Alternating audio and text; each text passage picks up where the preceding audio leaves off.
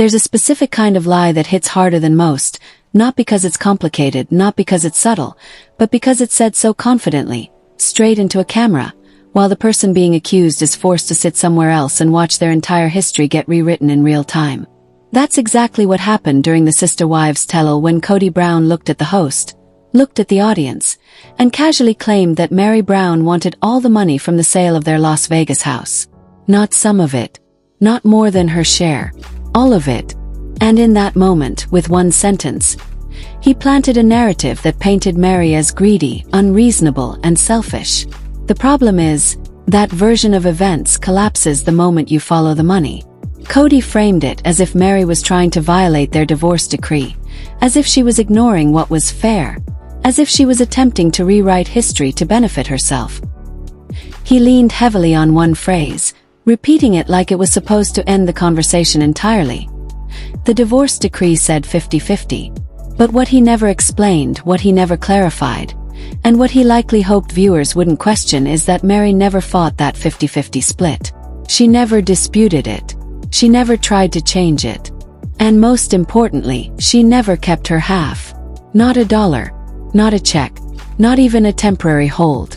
Every cent from that house went directly into Kody's bank account. That's where this story stops being about a misunderstanding and starts becoming something else entirely. Because either Kody genuinely forgot where hundreds of thousands of dollars went, or he remembered exactly where it went and chose to lie anyway. And neither option reflects well on him. To understand why this lie matters so much, you have to go all the way back to Las Vegas. Back to the moment when the Brown family uprooted their lives and landed in a cul-de-sac that was supposed to symbolize unity, equality, and togetherness. 4 houses, 4 wives, 1 family.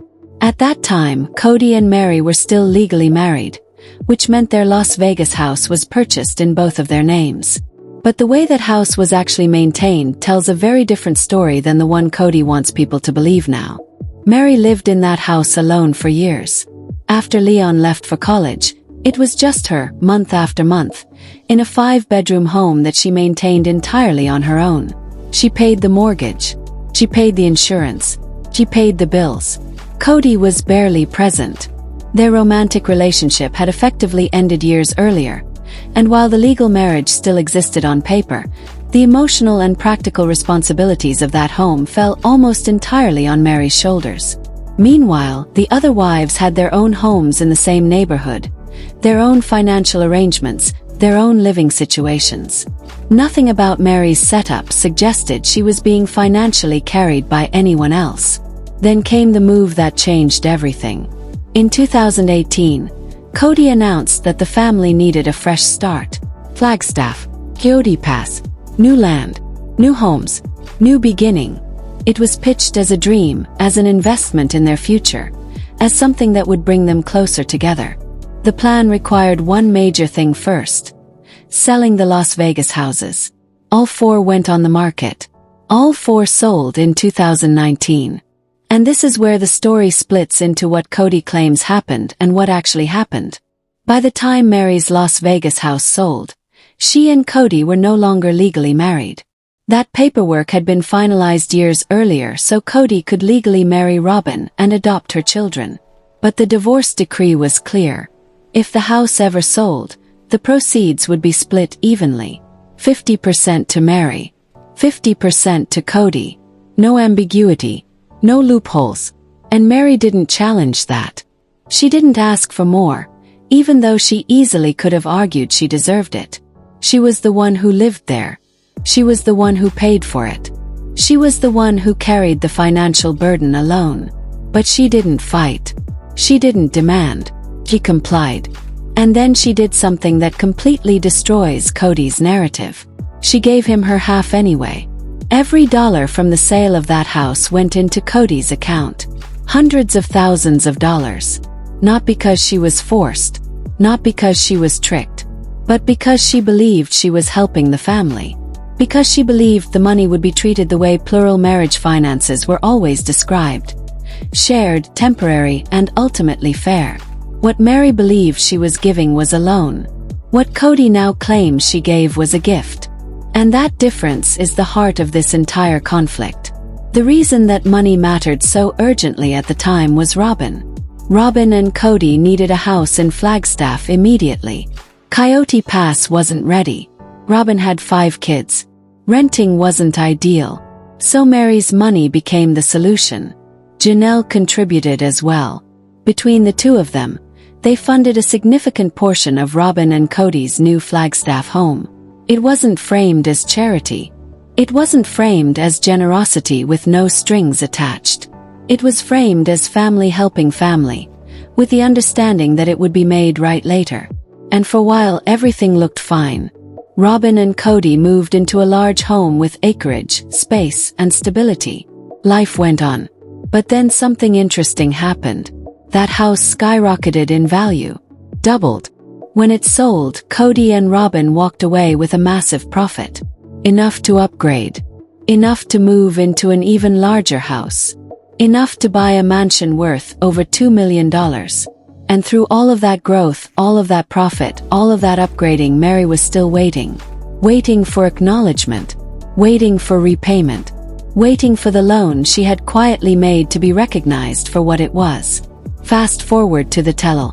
Kody is sitting comfortably, explaining the financial mess surrounding Coyote Pass. And suddenly he brings up the Las Vegas house. That's when he drops the line. She wanted all the money from it. And just like that, Meri becomes the villain. The woman who wouldn't share. The woman who ignored the divorce decree. The woman who supposedly demanded more than she deserved. Except Meri never asked for more. She gave more. When the host turns to Meri and relays Kody's claim, her response is immediate and firm. She never fought him. Not once. She never tried to take his half. She never demanded more than 50%. In fact, she points out something almost painful in its honesty. She could have made a case for keeping it all. She paid for that house. She lived in it. She maintained it. Kody was absent. But she didn't do that. She honored the agreement. And then she went beyond it. So when Kody says she wanted all the money, it's not a misunderstanding. It's not a different perspective. It's a flat-out lie. And it's only the beginning. Because as soon as that lie lands, Robin steps in with one of her own. She claims Meri told her she was supposed to get all the money from the Vegas house. Then she adds another detail, one designed to soften Kody's image and shift sympathy away from Meri. She says Kody was paying Meri's insurance and helping with her bills while Meri paid the mortgage. Meri doesn't hesitate. She shuts it down immediately. The insurance was bundled with the mortgage. She paid all of it, every month. No help, no contribution, no secret financial support. Once the idea of the NDA enters the conversation, everything that came before it suddenly looks different, because non-disclosure agreements don't exist to fix misunderstandings. They exist to control narratives. They exist when someone is afraid of what might be said out loud. And according to Janelle, that's exactly what happened when Coyote Pass was finally close to selling. The offer came in. Paperwork moved fast. Titles were signed. Checks were prepared. And then, without warning, everything stopped. Not because of zoning issues. Not because of buyers backing out. Not because of market delays. Everything stopped because Robin wanted Meri to sign an NDA. Think about how bizarre that is for a moment. A family property sale between people who had been spiritually married for decades, who shared children, who filmed their lives together for television, suddenly required a legal document designed to keep one person quiet. Robin's explanation was simple on the surface. She claimed it was about peace, about privacy, about not airing financial disagreements publicly. But that explanation falls apart the second you ask one obvious question. If this was about privacy, why was Kody already talking about it on camera? The NDA wouldn't have stopped Kody from speaking. It wouldn't have stopped Robin from defending herself. It would have stopped Meri. It would have stopped her from explaining why the money from her Las Vegas house wasn't sitting in her bank account. It would have stopped her from clarifying that the funds used to buy Robin's Flagstaff home were not gifts, but loans. It would have stopped her from reminding viewers that the divorce decree entitled her to half, and that she voluntarily handed over all of it anyway. Silence wasn't about peace. Silence was about protection. just not hers. What makes this even more unsettling is that Meri admitted she had already agreed to stay quiet. At some point, off camera behind the scenes, she consented to never talk about the financial arrangement. She agreed not to mention where the money went, not to bring up the loan, not to embarrass anyone. She kept that promise for years, even while viewers criticized her, even while Kody subtly blamed her for financial delays, even while her reputation took hit after hit. She stayed silent because she believed she was protecting the family. But silence only works when everyone plays by the same rules. The moment Kody looked into that camera and said she wanted all the money, the agreement shattered. Because now her silence wasn't protecting the family anymore. It was protecting a lie. During the tell-all, you can see the exact moment when Meri decides she's done. When she says, "This is something I consented to never talk about, but we'll talk about it now." It's not casual. It's not petty. It's the sound of someone realizing that staying quiet has only cost her credibility, her reputation, and her dignity. It's the moment she understands that the only person being damaged by her silence is herself. And that's when the story changes from he said, she said, into something far more concrete. Because Meri doesn't speak emotionally. She speaks factually. She calls the money what it was, a loan. She explains that the proceeds from the Las Vegas house were used to purchase Robyn's home. Her friend Jen, sitting beside her, doesn't hesitate for even a second. Every penny went toward that house. There's no hedging, no soft language, no ambiguity. It's stated plainly, the way truth usually is. Kody, meanwhile, refuses to use the word loan. He insists on calling it a gift. And that single word is doing an incredible amount of work for him. Because if the money was a gift, then he doesn't owe anything. If it was freely given, then Meri has no right to ask for it back.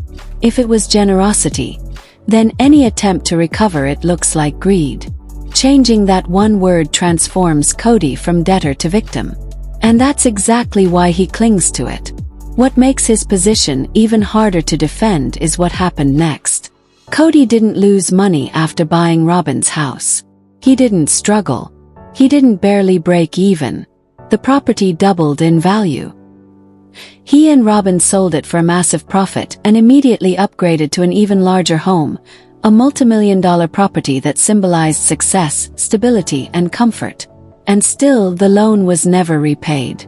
Not partially, not gradually, not symbolically. It was simply ignored. Years passed. And when Meri finally said enough is enough, when she wanted old debts settled before signing off on another major joint sale, she was suddenly framed as the obstacle, as the reason things weren't moving forward, as the ex-wife who wouldn't let go. The irony is painful. She wasn't holding things up because she wanted more money. She was holding things up because she wanted acknowledgement. Because once she signed away her leverage, once Coyote Pass sold, there would be nothing stopping Kody from continuing to delay repayment indefinitely. And he practically admitted that himself. In one of the most chilling moments of the tell-all, Kody openly discussed the idea of a backdoor deal. Selling Coyote Pass without Meri's involvement and sending her money afterward, whenever he felt like it. He joked about the timeline. 2 to 3 weeks from never. He said it with a laugh, but there was no humor in it. It was a confession, an admission that if things had gone his way, Meri might never have seen that money at all. This is the same man who claims Meri wanted everything. The same man accusing her of greed. Meanwhile, he's casually acknowledging that he considered cutting her out entirely. When confronted, Kody tried to shift blame onto Janelle, suggesting the backdoor plan was her idea.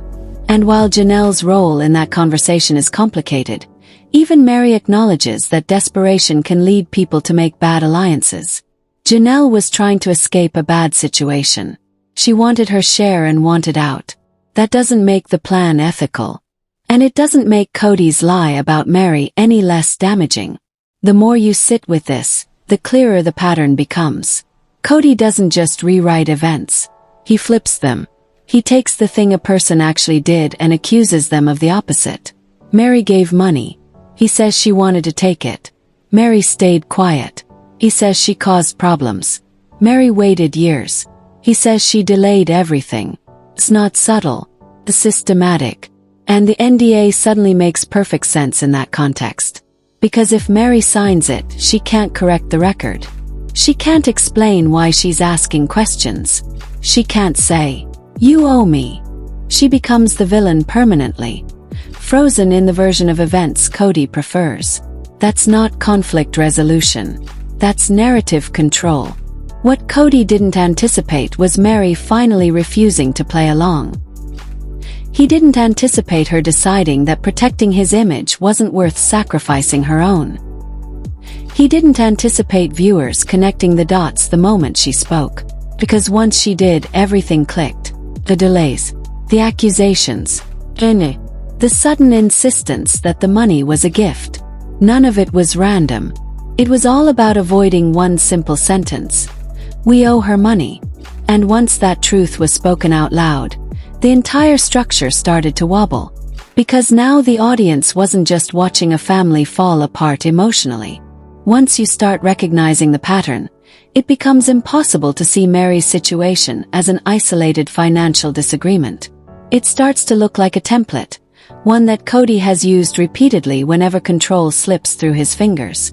With Meri, the accusation is greed. With Christine, it was rejection. With Janelle, manipulation. Different words, same outcome. Each woman leaves, and suddenly the story shifts in a way that makes her departure look selfish, unreasonable, or somehow cruel to him. And the more he repeats those stories, the more confident he becomes that they'll stick. Christine was the first crack in the facade. For years, Kody framed her as needy, emotional, and dramatic. Then, after she finally left, he claimed he never loved her at all. That statement alone stunned viewers, not just because it was cruel, but because it directly contradicted years of footage showing affection, shared memories, and family life. Later, when he partially walked it back and admitted he did love her, he did it in a way that placed the discomfort back on her shoulders, saying it in front of her new husband and then acting confused about why it upset her. Even his admissions are carefully crafted to center his feelings, not hers. With Janelle, the narrative was more subtle but just as damaging. She was painted as sneaky, as someone always working angles, always one step ahead with money and property. When the backdoor deal for Coyote Pass surfaced, Kody leaned into that image, suggesting Janelle was the mastermind, the one pushing him toward ethically questionable decisions. But that framing ignores something crucial. Janelle has always been the most financially literate person in the family. She understands investments. She understands property. And if she truly wanted to manipulate the situation, she wouldn't have done it clumsily or on camera. What actually happened was a woman trying to protect herself in a system that had repeatedly failed her. Then there's Meri, who stayed the longest and paid the highest price for loyalty. She endured emotional abandonment for over a decade. She stayed after the catfishing scandal, after public humiliation, after anniversaries where Kody openly questioned whether he ever loved her. She stayed even when it was clear that Robin had replaced her in every meaningful way. And now, after all of that, she's accused of wanting money she never even kept. This inversion of reality is what makes the situation so unsettling. The person who gave is labeled greedy. The person who waited is labeled difficult. The person who stayed silent is labeled obstructive. It's psychological sleight of hand, and it works best when the audience doesn't have all the information. That's why Meri's silence was so valuable to Kody. As long as she didn't speak, he could shape the story however he wanted. But once she did, everything unraveled quickly. Viewers didn't need complicated explanations. They understood immediately why an NDA would be useful to Kody and Robin. They understood why the sale stalled. They understood why Meri refused to sign anything until old debts were acknowledged. Social media lit up almost instantly. People weren't confused. They were angry. Angry that the financial context they'd been missing for years suddenly made sense. Angry that Meri had been quietly funding a lifestyle she was then excluded from.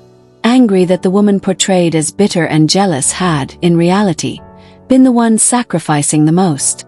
Comments poured in pointing out the obvious. Of course they wanted an NDA. Of course they didn't want Meri talking. Of course the insurance story didn't add up. Viewers noticed how Kody and Robin's versions of events shifted depending on who was speaking and when. Details changed.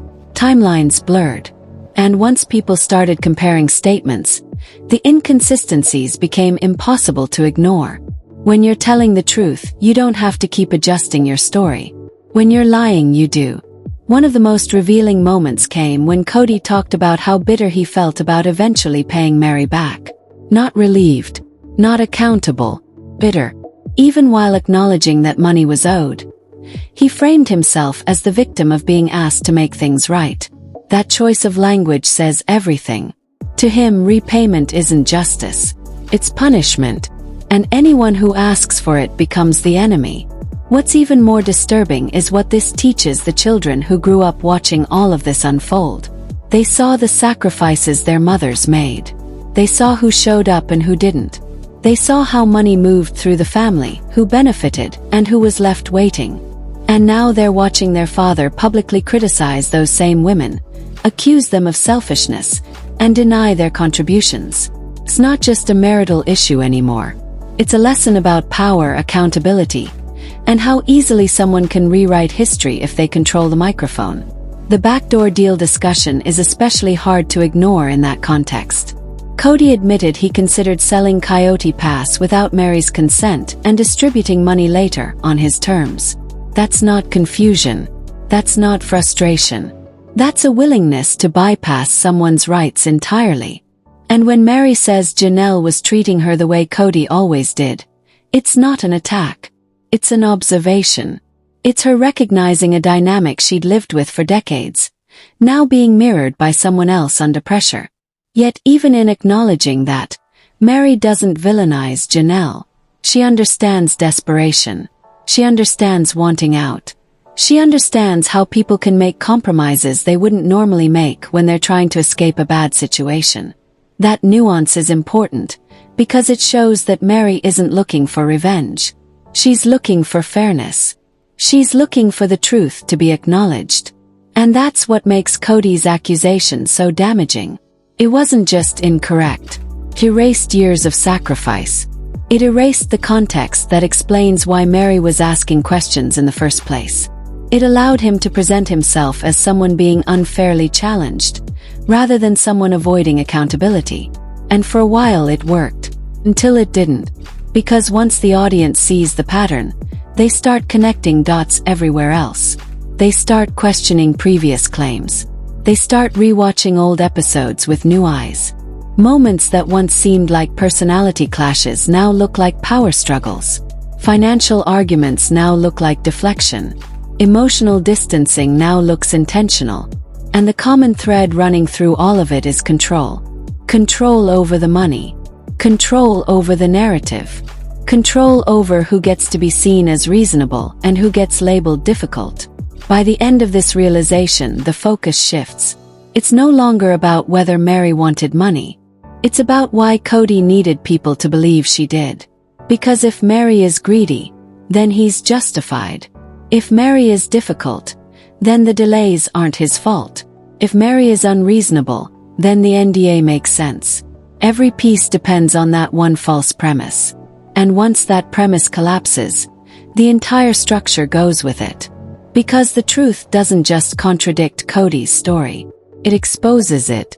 And with only one part left, the question isn't whether the audience believes Meri anymore. The question is what happens when silence finally ends, receipts exist, and there's nowhere left to hide. By the time all the facts are laid out, it becomes painfully clear that this story was never really about confusion, miscommunication, or even money in the simple sense. It was about power, about who gets to define reality after everything falls apart. Because money leaves records. Houses leave deeds. Sales leave paper trails. And unlike emotions, those things don't bend just because someone says them confidently on camera.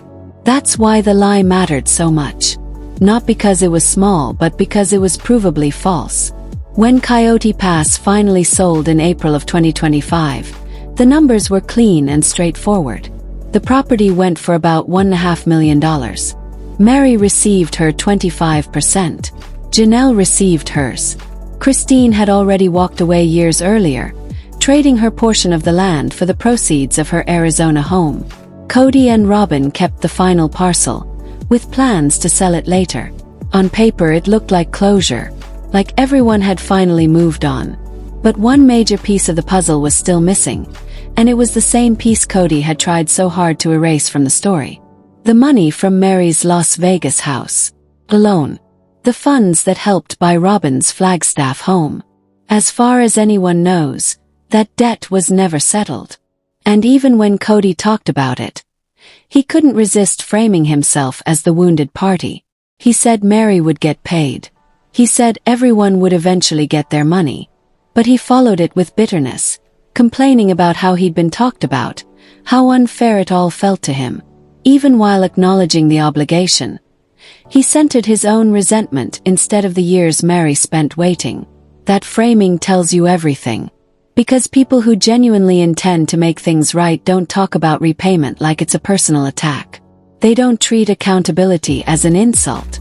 They don't act like being asked to honor a debt makes them the victim. And yet, that's exactly how Kody presented it. As if paying back money he used to build his life was somehow cruelty inflicted upon him. Meri, meanwhile, didn't linger in the drama.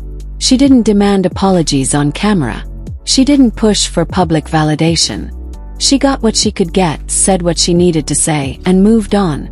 She focused on her businesses, her travels, her friendships, her future. She made it clear she had no interest in maintaining a relationship